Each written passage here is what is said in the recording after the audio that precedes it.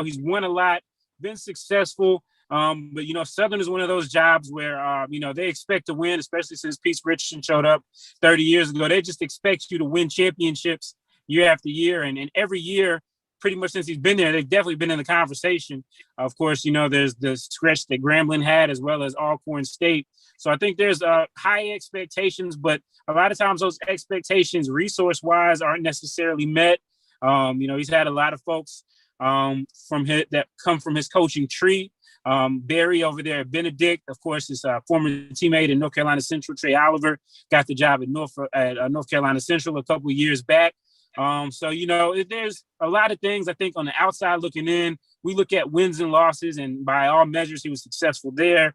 We look at, recruiting and things like that, which are all important. But there's so many other things that go into a program. And, I guess it seems as though the time there for Dawson Odoms, it just kind of, sometimes you got to know when to hold him and know when to fold him. And I guess it looked like he was, I guess he felt like he could do. He tapped out what he could do there at Baton Rouge and looking for a new challenge over there at Norfolk State and the MEAC. Yeah, great points you make, especially when you talk about last thing we heard is that he got a contract extension that was basically 1 year, but it only rolled to 2021. So 6 years versus one, that seems pretty easy when the money is about the same and you get another opportunity. So if that's the case, that's interesting. When you get some more news or any breaking news, you're always welcome to break it right here after you write your report. So just want to say thanks for giving us some time. We'll bring you back on because we want to see if we can get you in here to do some co-hosting with us to break down some other HBCU news and notes that you have across HBCU game day. Got you, no worries. That's why I'm going to get the facial now, get a little FaceTime like TC. That's right. I appreciate you guys for having him on and me on and just letting us and working together. It's great. So appreciate it. No problem at all. No problem. Even game day, as we are adapting to the system, we wanted to break the news right here. So let's go over right directly into our interview. None other than, y'all know him as Ruben Studdard, the Velvet Teddy Bear. I know him as Chris. We call each other cousin. Actually cousin to my wife, Faith Washington. A great guy. Just wanted to say welcome to the show.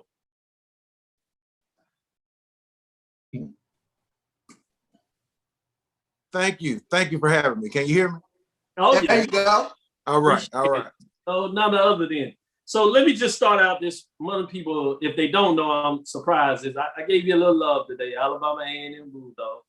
Thank you, sir. Recruited out of Birmingham, Huffman High School, I believe it is, to go play football at Alabama A&M. That's correct.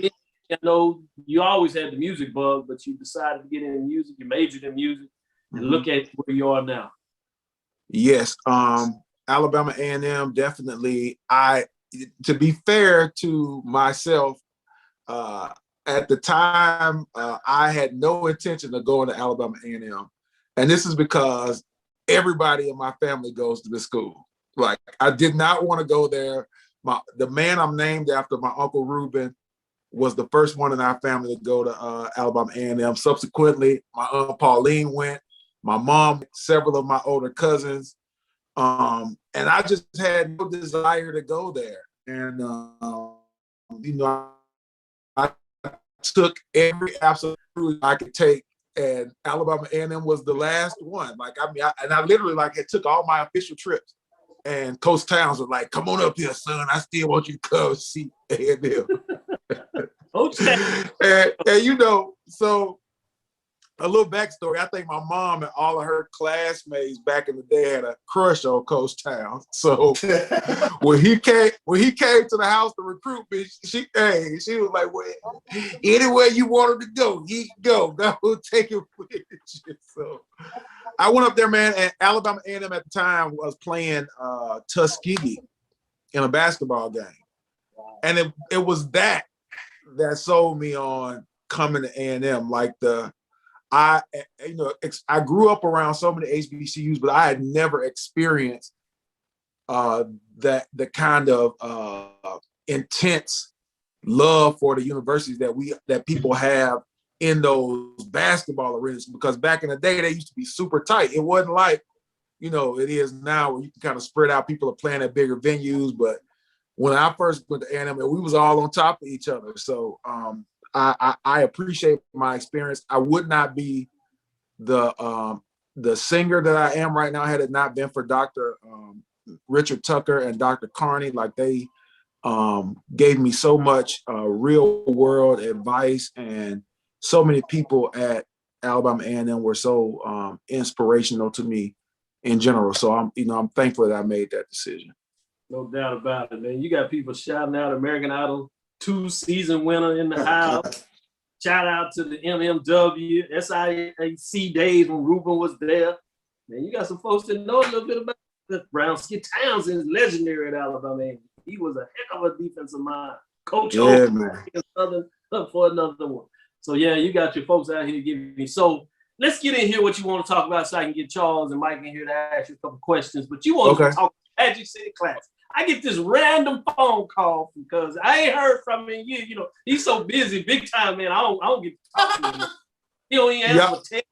I certainly don't get no phone call. But I like, who this? You see the scope? I say, Alabama A&M must be winning. He say, you ain't watching the game. I say, man, you the HBCU game, you supposed to watch it all. I say, cuz, I got it on, man. I'm watching it. I'm just Look, man, it's always a pleasurable experience when I can turn the TV on and see Alabama State get routed in the way that they got routed this last weekend. It was just, and we also have a cousin of ours, Dr. Darryl Murray, who is my first cousin, and he's Faith's first cousin. But he played football at Alabama State and baseball at Alabama State, and my Uncle Tom Lee, they both played. My Uncle Tom Lee played in the 50s at Alabama State. And it just always makes me feel great when the Bulldogs trample on the mosquitoes of Alabama State University. Excuse me, I meant the Yellow Jackets. Excuse me, I meant the Alabama State Hornets. Oh, let the smack talk begin. That's good stuff. Charles, let you jump in here and ask all of us. I think the $1 million question is, Ruben, Alabama A&M, they're going to be playing for the Swat championship. Are you going to make the trip, or are you going to check out the Bulldogs in person? Man, listen, I'm probably going to watch the game on television. To be fair, I probably won't be going to any in-person games until the fall. So that just is what that is. I haven't even been on the road at all. So I don't start back touring until like July, August. So I'm definitely not just going to go to a random football game just to be going. But when the fall comes back around, I feel like more people will be vaccinated. You know what I'm saying? It'll be time to get back in them stadiums and do what we do. Because Cuz knows that I get down for the classic. My tailgate is the best, period, hands down, without question. Whatever. Mike, it's time you to get in here. Get on it, man. Teach him what it means to Is Mike Washington, is he an Alabama State guy? No. Oh, it's crazy. No. Look, you better take a look at that sign behind me. You know I got to have that Alpha Phi fraternity stuff on there, man. You know what's up. Okay. My daddy's frat brothers always representing. That's right. Your daddy know best. That's right. So I heard you say you're not going to the game. You talked about your experiences.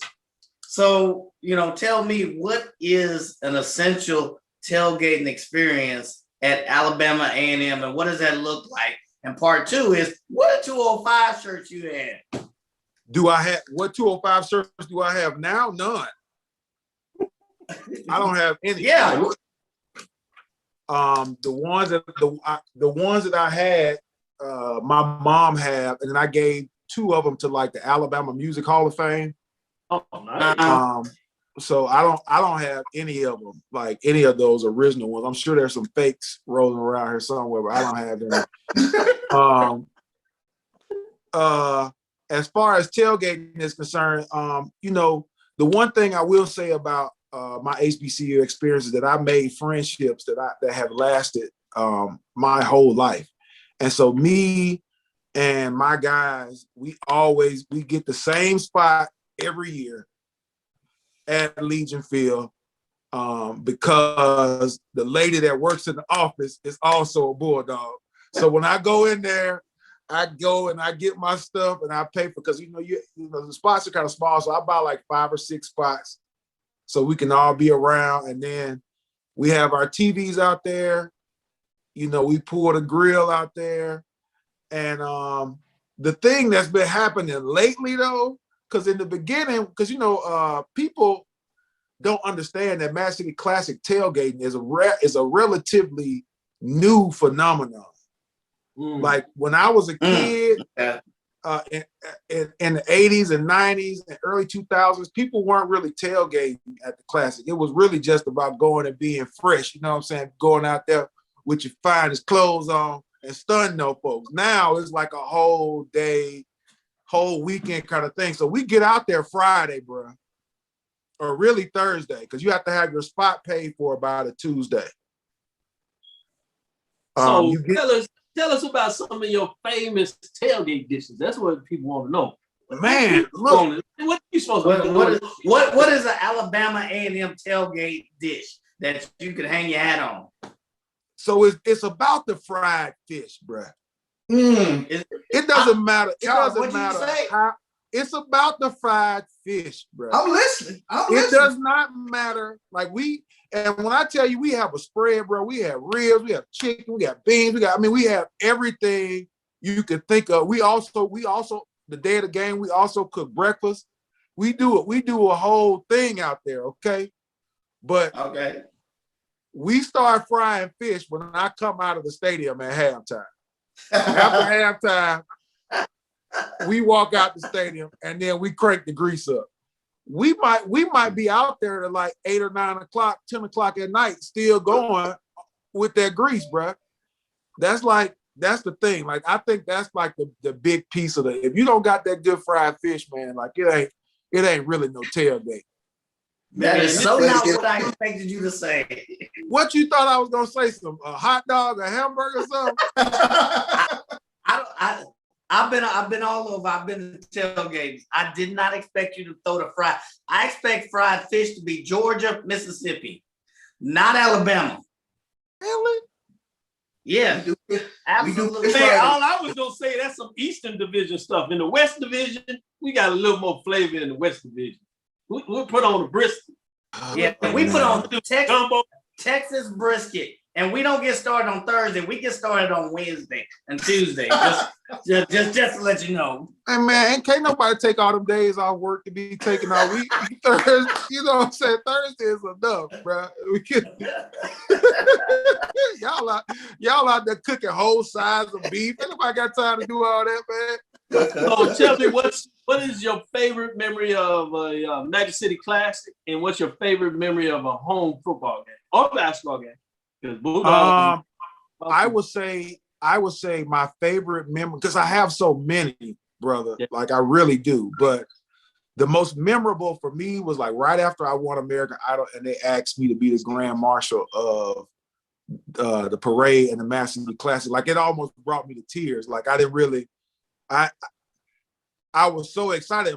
At that time I was still managed by the people that ran American Idol, and they were like, so this Magic City Classic, it really must be that important to you because we have XYZ, like they just ran the amount of money that I was losing for not working that weekend. Wow. I didn't care. I was just like, yeah, man, I'm gonna be in the parade. I'm grand marshal.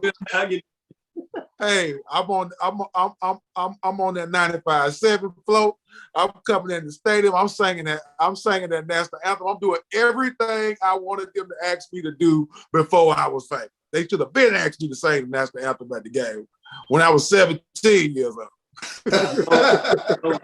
Well, I want to say thank you for singing the national anthem at the basketball game I put together with Alabama A&M soccer. Ended it way back then.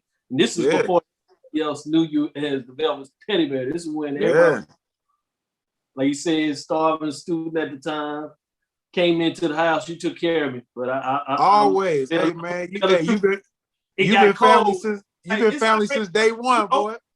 He opened up the oven. I said, man, what you doing? He said, we're gonna heat this thing up, man. So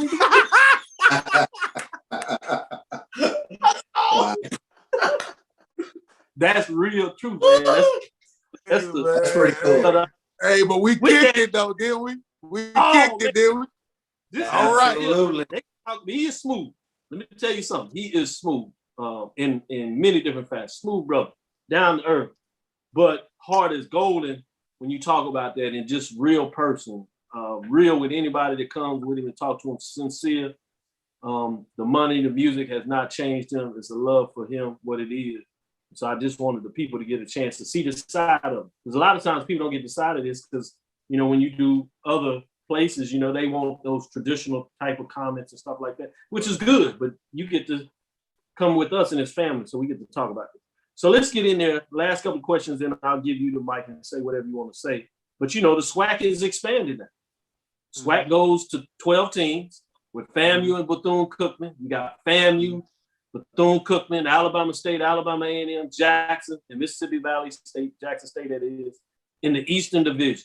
What are your thoughts in terms of, one, the SWAC expanding, and what is the become of the Eastern Division? I think that it's very exciting for the SWAC to be expanding. I also think that bringing a school like Florida A&M and Bethune, schools like Florida A&M and Bethune-Cookman into the SWAC, it just lets everybody know how serious our conference is. Like, people always, you know, like, there are certain schools in the SWAC that people are always like, are like premier, like, especially when it comes to athletics. Mm-hmm. And that has for certain always been Grambling. Like, people look at Grambling as like the gold standard of SWAC athletics, just because they've had so many people that have done so well at a, you know, at a higher level. But I think that now having Florida A&M come in, and the thing that the people sometimes try to downplay, especially us in the athletic world, like we downplay the importance of our bands in these games. Mm-hmm. And what you all understand is that Southern's band and Florida A&M's band are two of the probably most profitable bands in the country. And that energy in the SWAC, I might be. You can keep looking at your earphones, sir. You keep looking at the earphones. You keep looking at them. I don't care. I'm just telling the truth. You just gotta say something about Jackson State. But I mean, the Sonic to say, hey man, it's something to be said about that Sonic Bowl. It's something to be said about it. I'm not gonna disrespect the Sonic Bowl. All I'm saying is, brother, when you think about, and look, I think the March of Maroon and White is one of the best bands in the world, but they are not FAMU. Jackson State is not FAMU. Whoa. Southern is not. Whoa. I mean, when I'm talking about, wow, man, hey, man. Tell them, this is your interview. Am I saying something everybody hadn't heard before? Yes. Okay.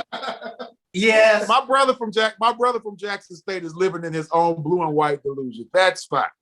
What I'm saying is, I think it's gonna be great, man. I look forward to possibly going to a homecoming at Alabama A&M and Florida A&M are playing against each other. Like, how great would that be, going to a game where Jackson State and Florida A&M are playing against each other? You get to see those two great football teams, those two great bands on the field at halftime. That's going to be huge, man, like the coverage on these games. And I think that, you know, what I have noticed recently is how many of these young athletes are taking HBCU programs serious. Yeah. And that, to me, that gives me so much pride, because it's like, you know, and to be fair, I'm an Alabama fan. I like University of Alabama. But would I prefer that every top 5 recruit in Alabama went to Alabama A&M, Alabama State? Absolutely. Because they don't need it. They don't need it. Like, we need the publicity. We need people coming to our games. We need to have 20, 30,000 plus fans in our stands every weekend so that we can sustain our program. So kudos to those young men for making the choice to go to HBCUs this year, especially those ones with like super high recruits. That filled my heart with joy when I saw that on ESPN this week. Oh man, Doc. comments Yeah. are coming Excuse me, Doc. up. Excuse me, Dr. Cavell. Lafayette Charles, Bishop Charles on note. I thought Big Groove, new music, Sonic Boom with the sound. They fixed the sound issue, Charles. G Boom said that's going to turn you on you for you saying that. Kim Washington said, I'm waiting on you to mention the March of Storm. Yeah, when Fraser said, hey. I love everybody. I just have to keep it 100, man. You know, like I love everybody, man. But at the end of the day, I'm gonna represent Alabama A&M first, and then everybody else is, you know. There you go. There you go. No doubt. No doubt. Supposed to do that. Any other final question you want, Charles and Mike? Well, for somebody who's kind of grown up in that Magic City culture, I mean, and one of the things I wanted to ask is like, what is something that I would definitely have to do at the Magic City Classic? Okay, so if you're not from Birmingham, I would encourage anybody that is not from Birmingham to go to the parade on Saturday morning. I know it might be a bit of an inconvenience because the game is like right there, but it's good to kind of see how Birmingham comes out and supports these two universities early in the morning. I'm sorry, guys. Can y'all hear me? Oh, yeah. Yeah. It's good to see how Birmingham comes out and supports these teams. Every year, either the mayor or the city council throws like super huge galas to support the scholarship programs at each school. And for the adults that are listening, like that's a good way for you to get involved civically. Also have a good time because they generally always have a well-named act, a performance. I mean, the tickets are kind of, for around $150, $200, but it's worth it to support the scholarship programs. Sure. And also,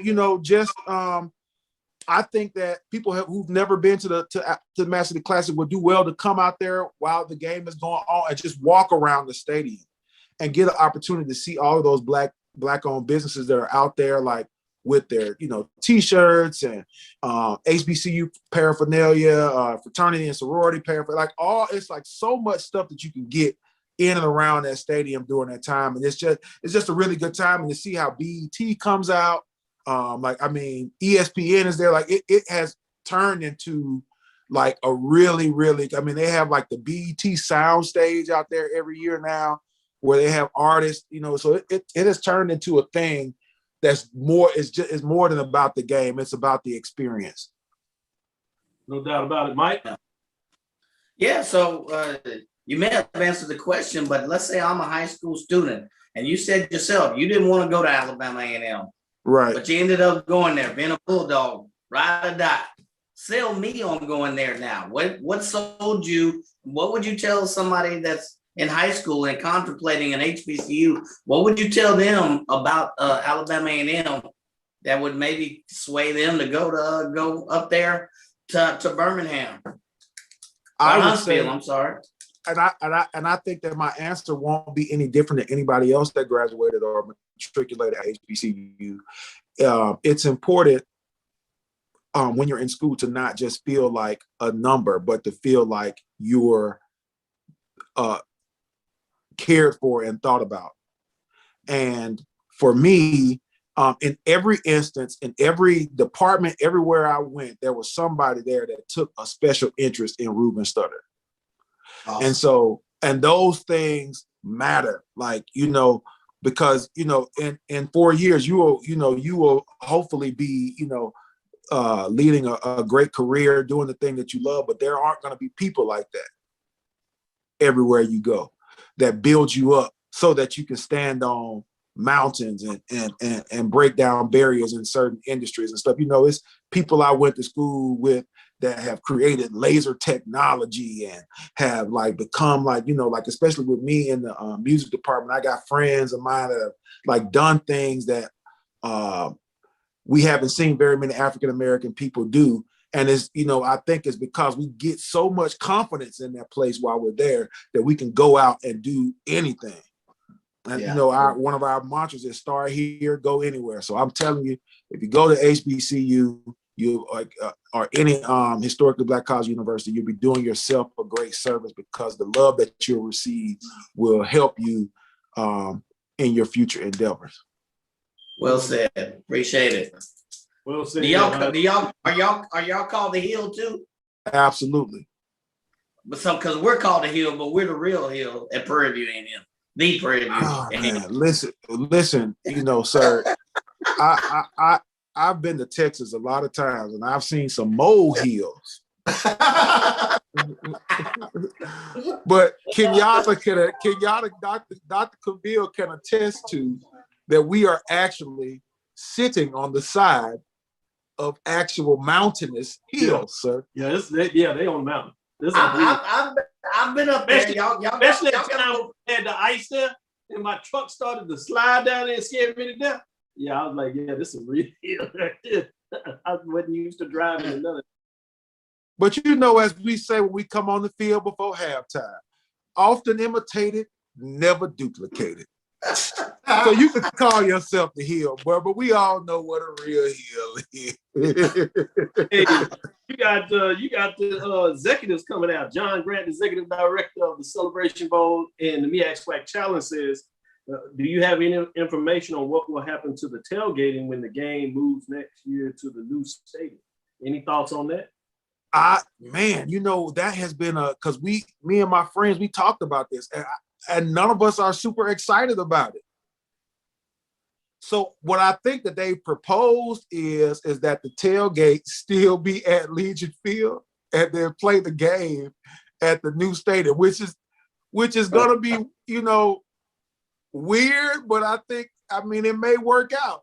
You know what I mean? Because Birmingham has figured out. Have you ever rode the shuttle from the Civic Center to the stadium? Yeah, I have. So we have like during the Classic, a really great shuttle system that runs every 10 minutes. Like it's, a ton of, so maybe that could be like something that they can implement where the shuttle goes from Legion Field to the stadium, like in between tailgate and game. But I don't know, man. I'm on the fence about that. Because the stadium is beautiful. Like it's a beautiful stadium. I just don't think it's enough room for us to get down, baby. We can't get down. No doubt about it. How we gonna do the electric slide and the bunny hop in the protected life? We can't do all that out there. Oh, you know what I'm saying? I hope that I got my own. I ain't worried about Josephine. We got to get it, man. Ain't nobody. Oh, man, it's been great. I want to give you last couple of minutes. The one, tell anybody how they can get up with you. I know you're doing a new YouTube channel. Yes. You can talk about that. Make sure you tell people how to catch up with you. Like you said, when you get back on tour, when can they go find out some more information? So everybody can follow me at I'm on Instagram, Real Ruben Stutter. I'm on what's the Twitter, Ruben Stutter. Facebook, Ruben Stutter, my Facebook fan club, all Ruben Stutter. And then I started a podcast with one of my friends. It's called Vice Styles. It is basically like a show that talks about all things men centric. So we talk about football, basketball, sports, cigars, whiskey, clothes, like all the stuff that we do as fellas. And it's me and my partner Terrence. He's an Alabama State graduate. I'm from Alabama A&M. We're both in the same music fraternity, Phi Mu Alpha. And then our co-host is William Geddes. His family all went to Mississippi Valley State. He went to Alabama, but he kind of helps keep us together from always, because me and Terrence like to fuss all the time. So he keeps us from doing that so we can stay on top. But it's called Vice Styles. And we have our YouTube channel. It's called at Vice Styles. So y'all check that out. And I'll be back on the road after this is all said and done. We canceled so many shows due to COVID. And the most difficult thing now is like because all those theaters are replacing their dates for the end of 2020 into 2021. So just, come to my RubenStutter.com website or no, not RubenStutter.com, RubenSingsLuther.com website, and you can see you can see all the dates when they come back up in the fall. And that's about it, man. I love you guys. Thank y'all for having me, Doc. I appreciate you rocking that shirt. You know what I'm saying? You got that Masters on the heel, so you know what I'm saying? Yeah, that about it. I got a lot of love for Alabama A&M. You know what I'm saying? I let you get my cousin up there on the hill. And you still owe me $5 for letting you date my cousin on the hill. You let it live too much out now. Right. Man, it's been a pleasure. It's been a blast. Like I said, when you need me on the show to come in there and talk about some HBCU sports, you got it. No I problem. got you. I like to mediate some of that banner y'all going back and forth. But much luck, continued success, and just stay grounded. The Velvet Teddy Bear, y'all got it. Everybody right here. Alabama A&M's own HBCU, SWAT, SIAC, and all that right here connected. Thank you, guys. So we'll be right back after this break. But before you leave, we want to bring on Roy Evans, our producer. He wants to come in and say a couple of things to you real quick. Okay. Oh, Mr. Stutter, I just want to say on behalf of Rattler Nation, we want to thank you for being the logical SWAC person and understanding the value of the Marching 100 coming to the SWAC. We really, really appreciate that, sir. And just so y'all know, we will be cut that into a clip and running it over and over and over. Hey man, I can only speak the truth, man. That's what it is, man. Truth to power. That's it. This is Dr. Gill with Inside HBCU Sports Lab with Mike Washington and Charles Bishop. We have our very special guest, Chris Ruben Stutter, the Velvet Teddy Bear, as I should say, as everybody knows, in Alabama A&M representing for the city of Birmingham and the greater Alabama for all that matters. I want to say thank you for your time. Appreciate it. Thank you. Thank you. This break, stay with us. We got a little more as we close up on the second half of the show. Thank you. The human voice has always connected audiences with experiences. Major brands all across America have trusted Kever's voice time and time again. Conversational, powerhouse, intelligent, and sincere. That's the voice you need for your creative marketing process. KEAVERSVOICE.com. Kever's Voice, Kever's Voice, KeversVoice.com. Always on, all the time. Talking about. They compress the analytic data with your hip hop. If you know them like I know them, they gon' tell you if your team, if they wanna law, and who the ball. So listen to Professor, yes sir, and pay attention, cause he gon' teach a lesson. This is Dr. Gill with Inside HBCU Sports Lab with Mike Washington and Charles Bishop. Shout out to Kim Washington and Wendy Jenkins Bishop showing us much love on the show. Appreciate you all showing all the type of love. I got the guys tied up, so I appreciate you giving a little bit of moment at a time. With that, let's jump back into it. Some of the hot news of the day, let me get your thoughts on it. I'm going to jump in there first. Obviously, the cancellation of the Jackson State Prairie View game. It's official now due to COVID-19 issues on Jackson State side, or at least that's the story. We're going to stick with it right now. Due to COVID-19 protocols and contact tracing with Jackson State football program, Saturday's football game versus Prairie View A&M is canceled and will not be made up. Mike told me that was y'all didn't want to see Prairie View come down there. Charles, you know what, Mike? Go with that narrative. I like that. Go with that. If that's what you want, let's go with it. I ain't saying Jackson State will beat Prairie View last couple years, but go with that. Go with that.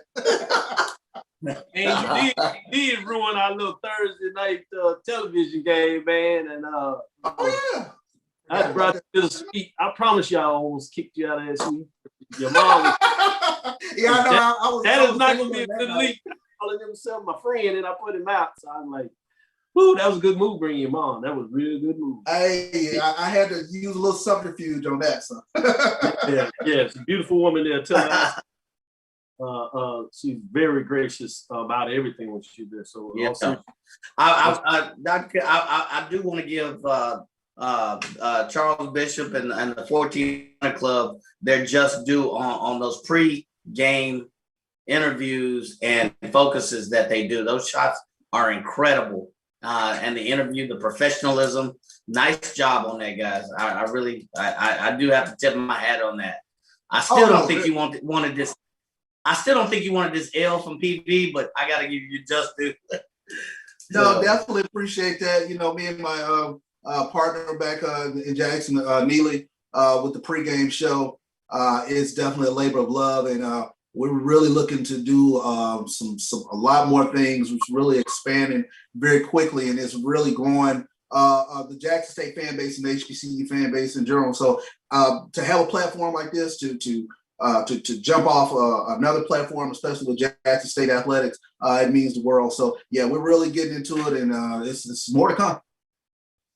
I literally got breaking news. This is from the Vice President of Intercollegiate Athletics, Kevin Granger.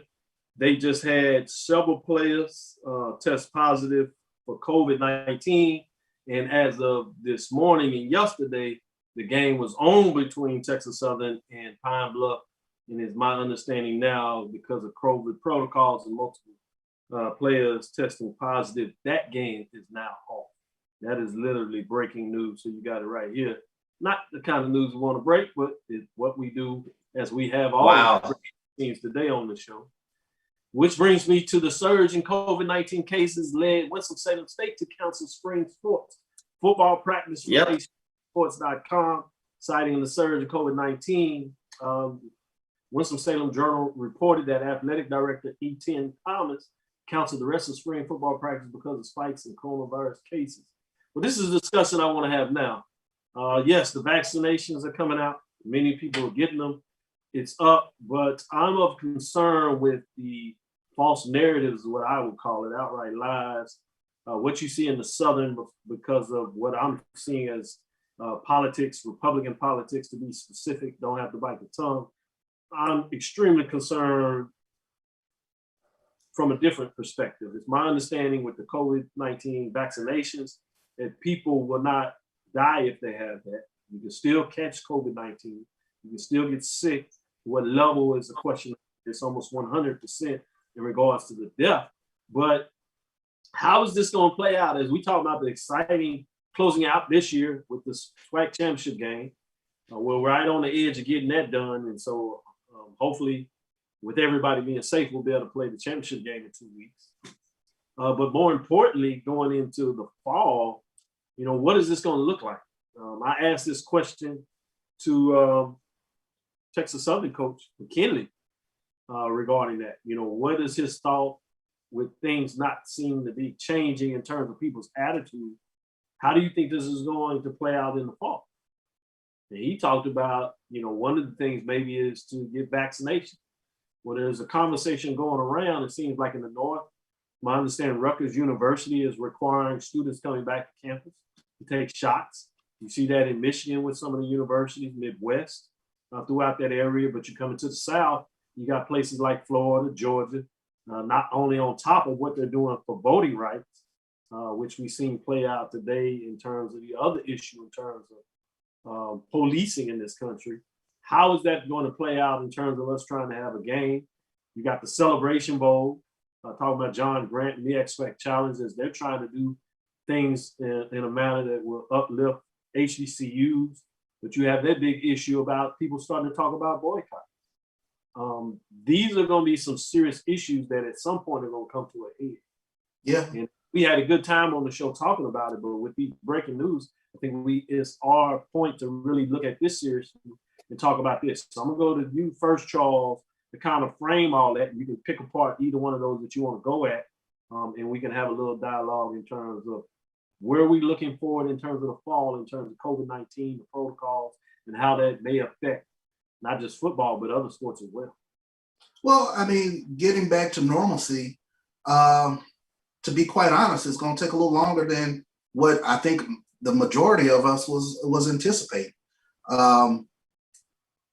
I thought sort of the vaccinations aspect of it would be the sort of the pot of gold at the end of the rainbow, but of course there is concerns with regards to the efficacy of certain vaccines and you know, just a lot of I guess myths to dispel with regards to the vaccine. So it's going to take us, I think, a little bit longer to get back to what we once saw as normalcy. I'm hopeful that people sort of get over.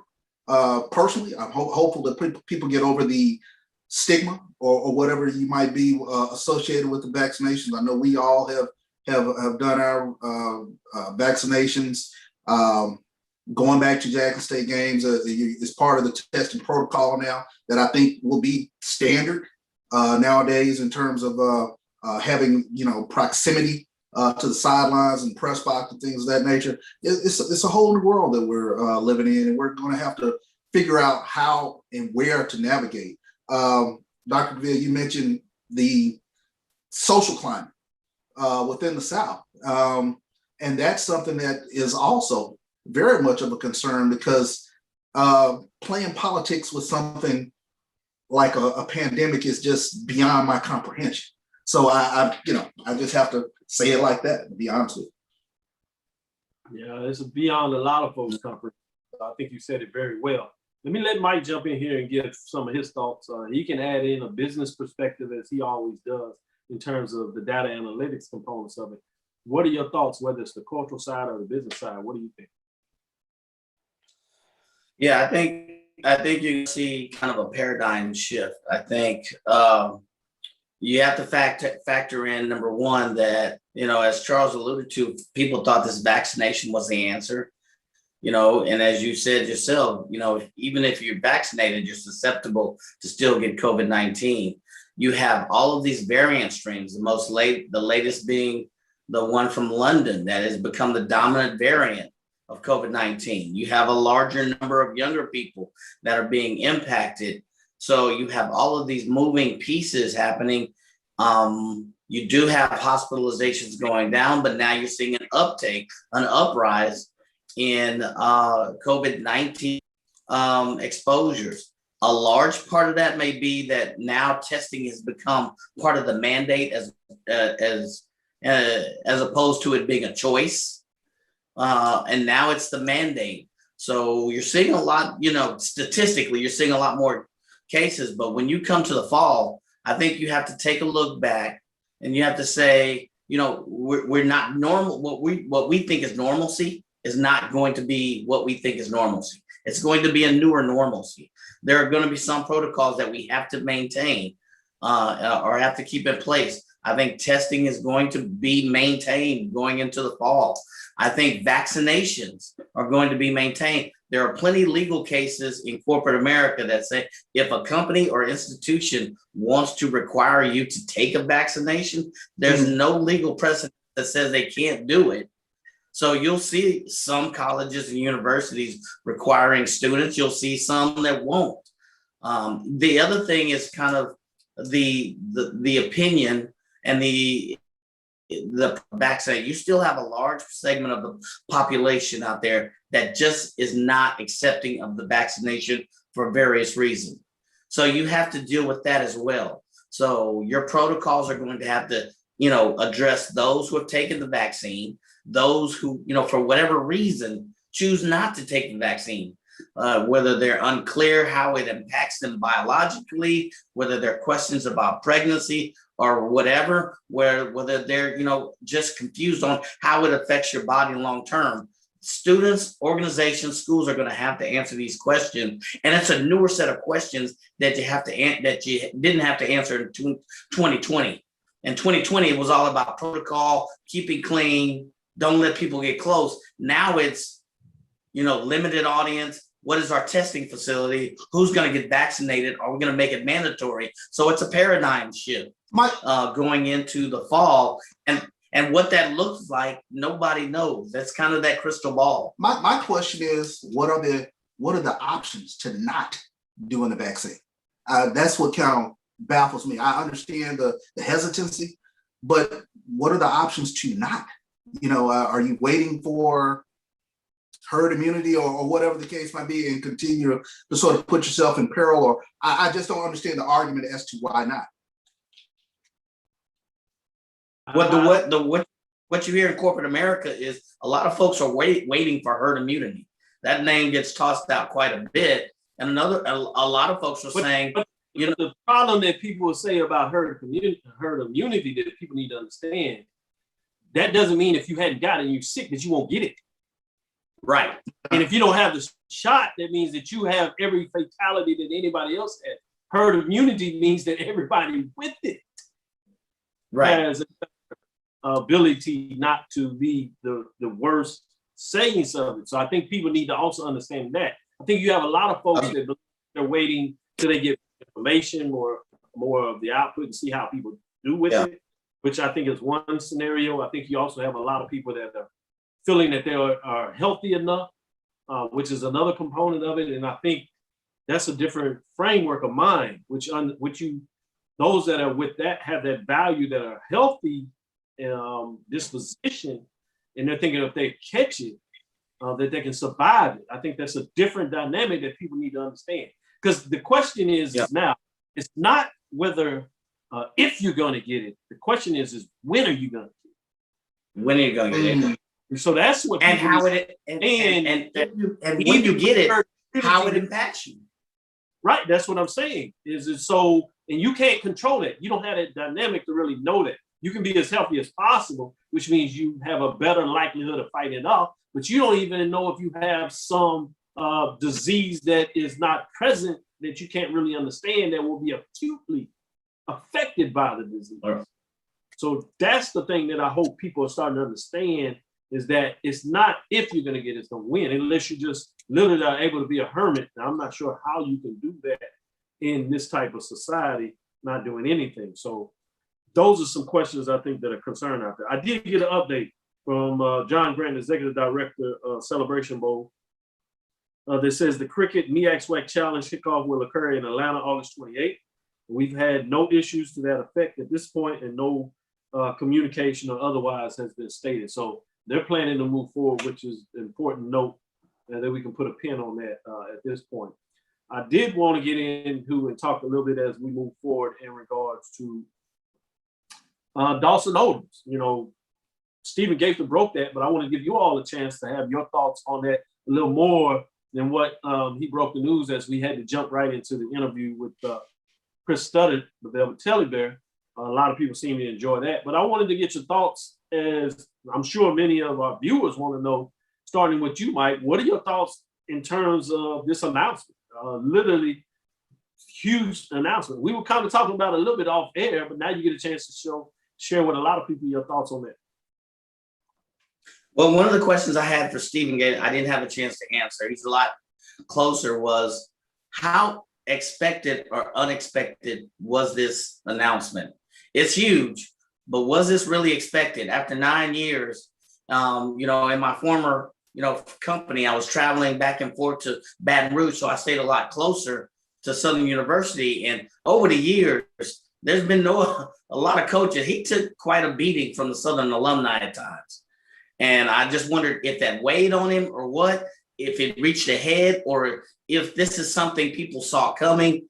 And, you know, at the end of this, you know, he just finally pulled the plug. I wonder how the timing, I guess, is where I'm going at. Are you saying Jaguar burnout?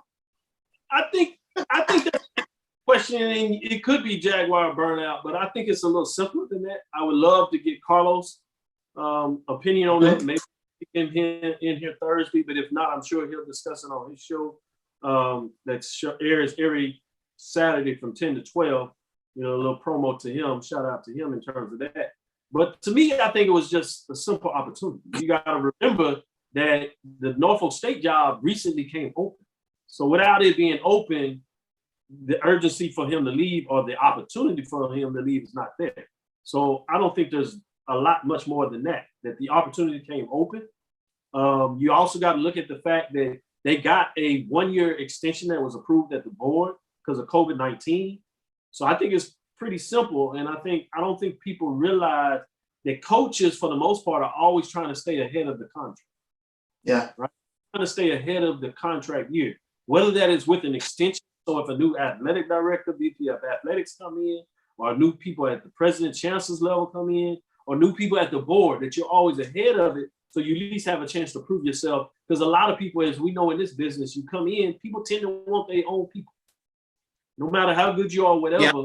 So while I think some of these feelings and culture, I think obviously some of that is in there, but I think it's pretty simple. It was an opportunity that came open. He had a 1 year left on the deal. I'm sure they were going to try to negotiate the deal at Southern, but we've heard from Carlos himself vehemently tell us that the university, Southern University, A&M College, is not giving more than a 3-year contract, no more than 2-year extension.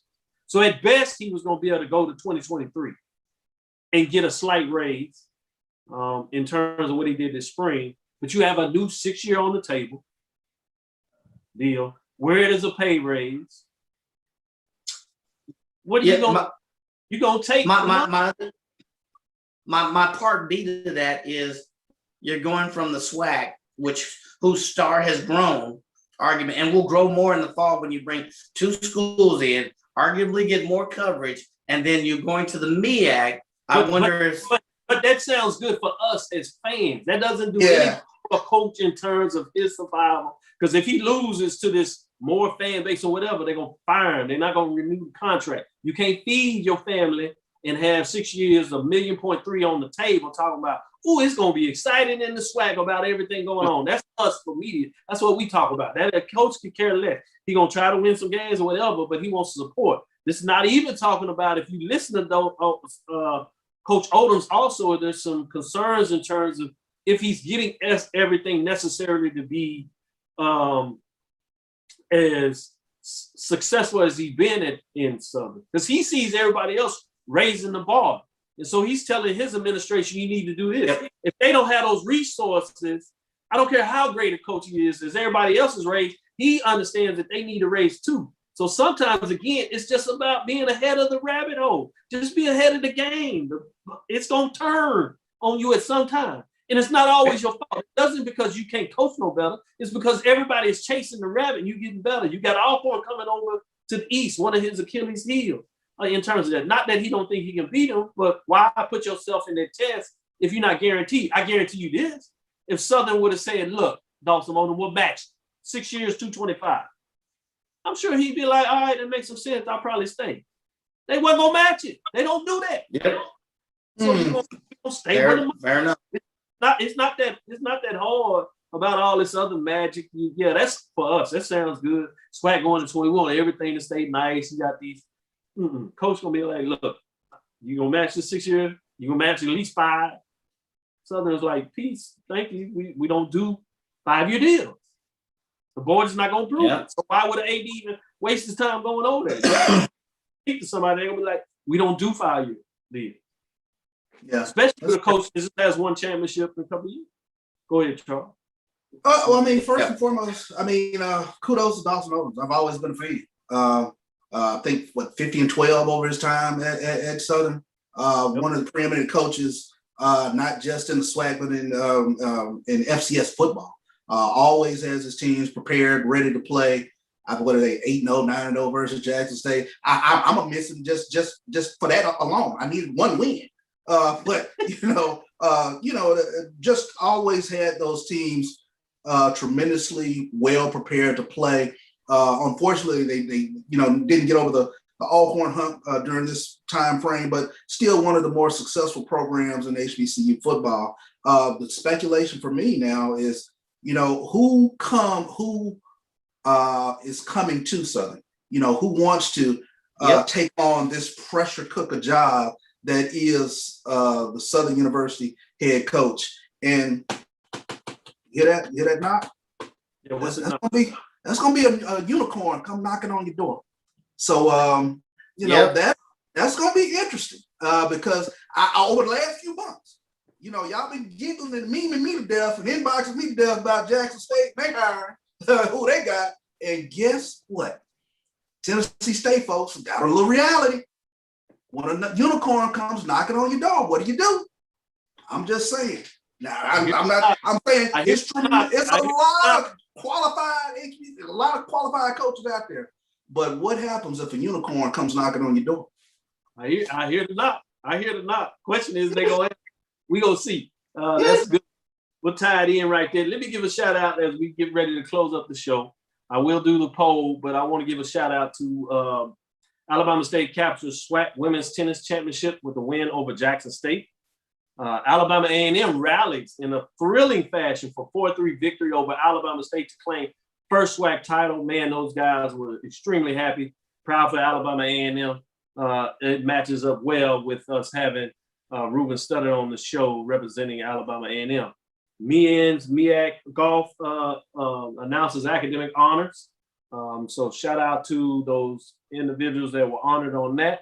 Shout out to Prairie View, sweeping Southern. That's a pretty Wow. Yeah. Didn't see that. Had one on Sunday and followed up with 2 on Monday, and they got that out there. Shout out there. MEAC baseball, North Carolina A&T took 3 out of 4 to FAMU.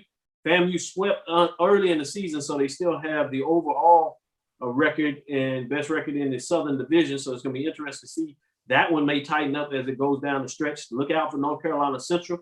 They're closing out baseball, and they're trying to make a last stand. Shout out to JSU baseball.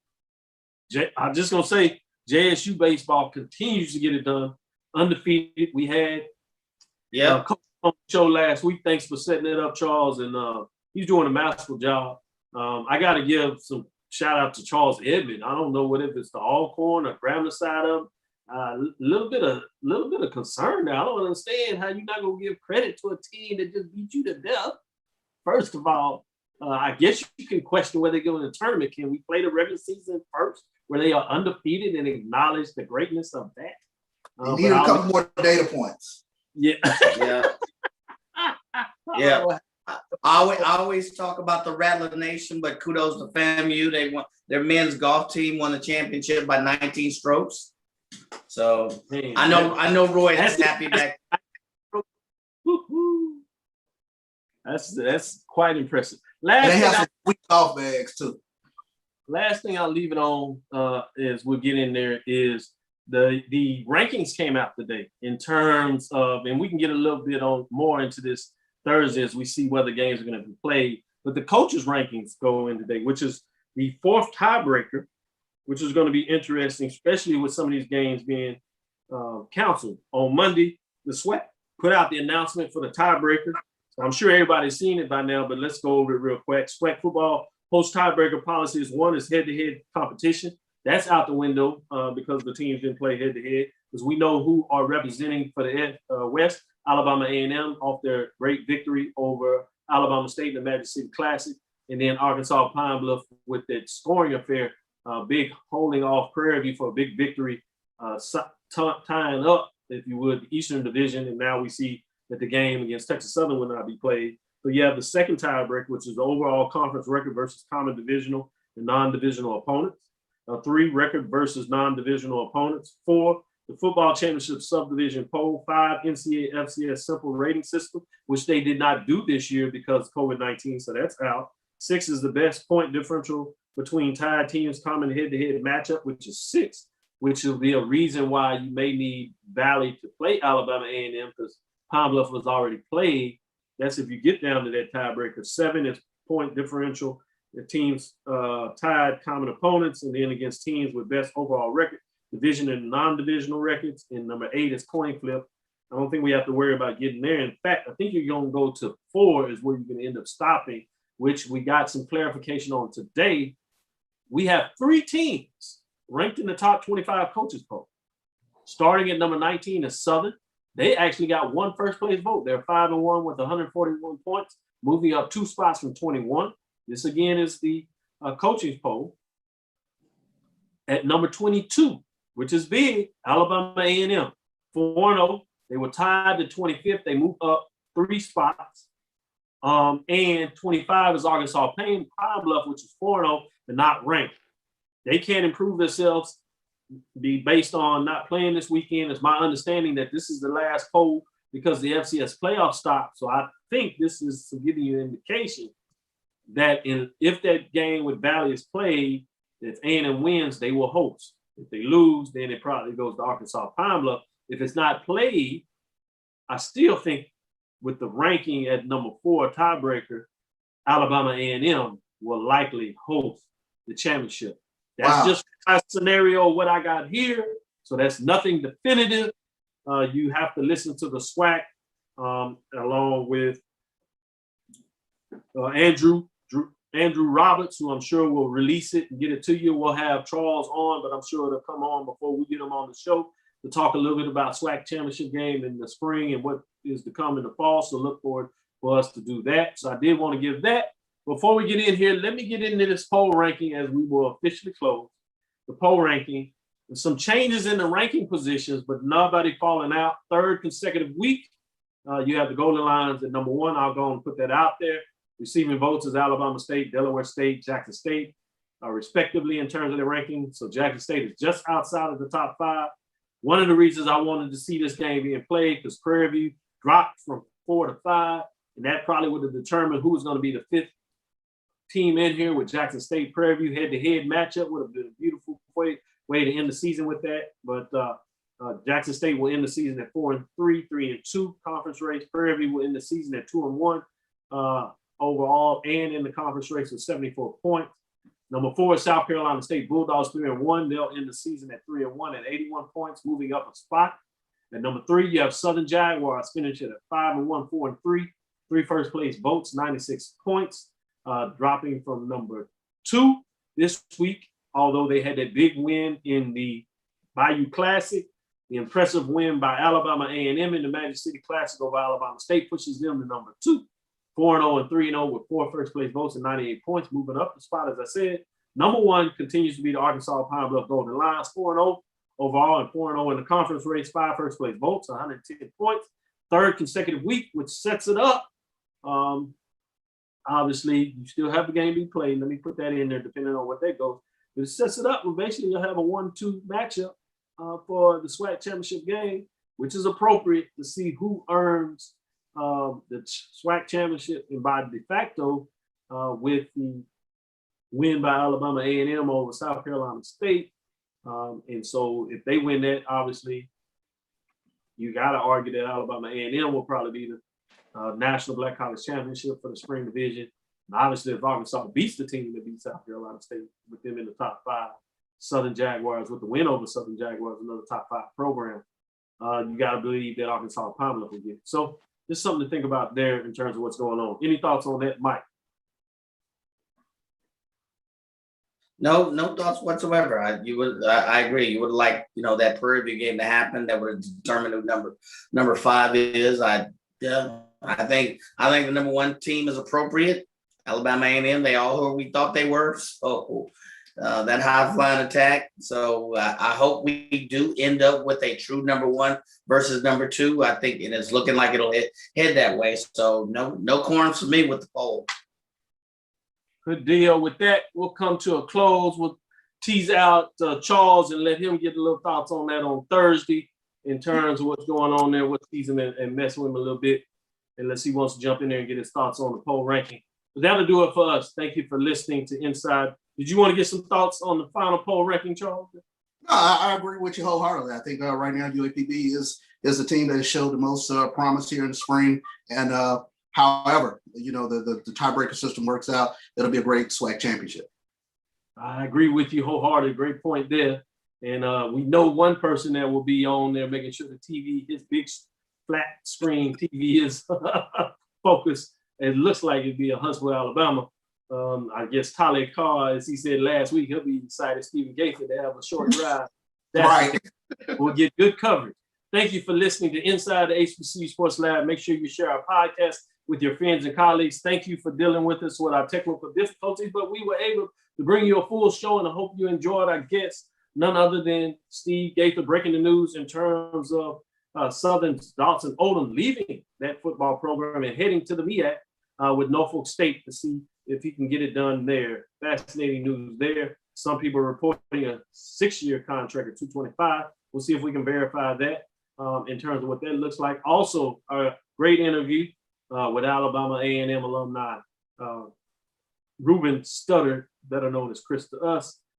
We hope you enjoyed the interview with him and Stephen Gaither breaking that news. Again, we want to thank you for listening to Dr. Bill's Inside the HBCU Sports Lab with Mike Washington and Charles Bishop every Tuesday and Thursday right here at 6 o'clock Central Standard Time. We look forward to the next week as we will discuss the latest news in the lab. Follow me, Dr. Kenyatta Cabil, DrKenyattaCabil. That's KENYATTACAVIL on Twitter, Facebook, and Instagram. That's Inside the HBCU Sports Lab, Facebook, Inside the HBCU Sports Lab, YouTube. With that, make sure you check out the 1400 Club with Charles Bishop and Neely. Make sure you check out Mike Washington, Allen, and Joe Clay, and the others in terms of 1876 Sports and Culture Podcast. Dream big and continue to move forward. We will talk with you soon. Charles. Of course. Mike. Lecture. Yes. To the HBCU Sports Lab to see if my team won or lost. If they lost, I'm quiet as a mouse. But if they won,